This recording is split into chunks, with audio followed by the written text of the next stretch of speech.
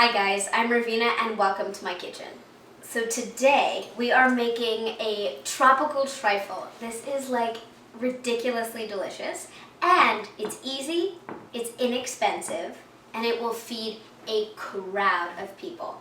So we're starting off with the cake, and I have here 2 1/4 cups of just regular white all-purpose flour, adding in 1 cup of sugar, half a teaspoon of salt, so it should taste nice. And then I have 2 teaspoons of BP and 1 of BS, that's baking powder and baking soda. And then in this little bowl is where it gets exciting, because I have 1 teaspoon of cardamom, 1 1/2 of dry ginger, and 1 teaspoon of cinnamon. And by putting this into our cake, we're just kind of adding a depth and a warmth, and already smells delicious, and some really interesting spices. If you don't have cardamom, I would recommend that you get it, but if you don't want to, I totally respect that. Just add in the zest of a lemon or a lime or an orange, just to sort of add a note of, of interest. And now, take out your whisk before you put in your wet ingredients. If not, they're gonna clump into it and it's gonna be really annoying later. So, 1 1/4 cups of non-dairy milk, 1 cup of vegetable oil, as my late grandmother used to say, half a cup of applesauce, and that's going to sweeten the cake, but also help bind it, kind of the way that eggs do. And then lastly, I have 2 teaspoons of vanilla and 2 teaspoons of apple cider vinegar. So stir it together and then put it into 2 8-inch cake tins, which I've just lightly greased. My cake's baked for exactly 30 minutes, and I've had them out of the oven and I've let them cool. And we're gonna get to them in just a minute when we build our trifle. So excited! So I have over here a can of Alfonso mango pulp. This stuff tastes like candy. I mean, it has sugar added, so of course it does, but it's delicious. And I'm going to combine that with coconut cream. And this is basically going to be our custard, and it's going to be swathed around the cake with the fruit, and it's going to be phenomenal. So mix those 2 together. And then to that, I'm going to add the zest of 2 limes, which is just going to brighten this up and add another tropical note. And then I'm going to add the juice of 1 lime. You're looking for 1 to 2 tablespoons, but what I would recommend that you do is after you add the zest and, the juice of 1 lime, stir it and then see if you think it needs more lime. So now we work on our fruit. Very simple. We have a bowl, and into it I'm putting 1 can of pineapple. This is 14 ounces. And then I'm just going to break it up a little bit with my hands. You could chop it, and then I have 1 can of mandarin oranges.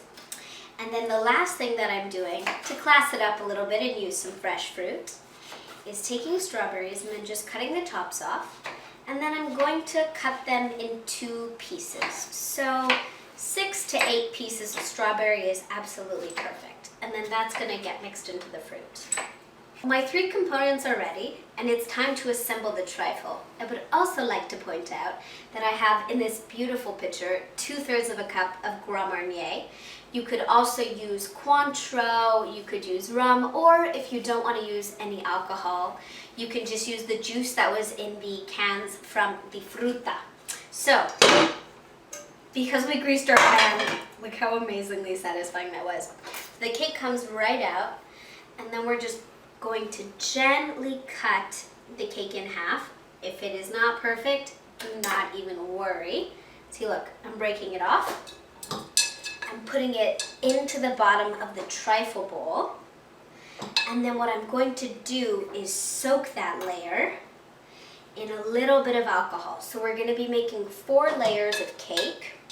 So just keep that in mind when you're sort of using up your filling. So that goes in. And then a little bit of the GM Grand Marnier. Yum. quarter or thereabouts of our fruit. Oh my gosh. This is such a stunner and it is so good. And we're gonna put a few spoonfuls of that right on top and then repeat the process until we've used up all of our ingredients. Oh my God, this is a hot mess in the best possible way. Ugh. There are no words.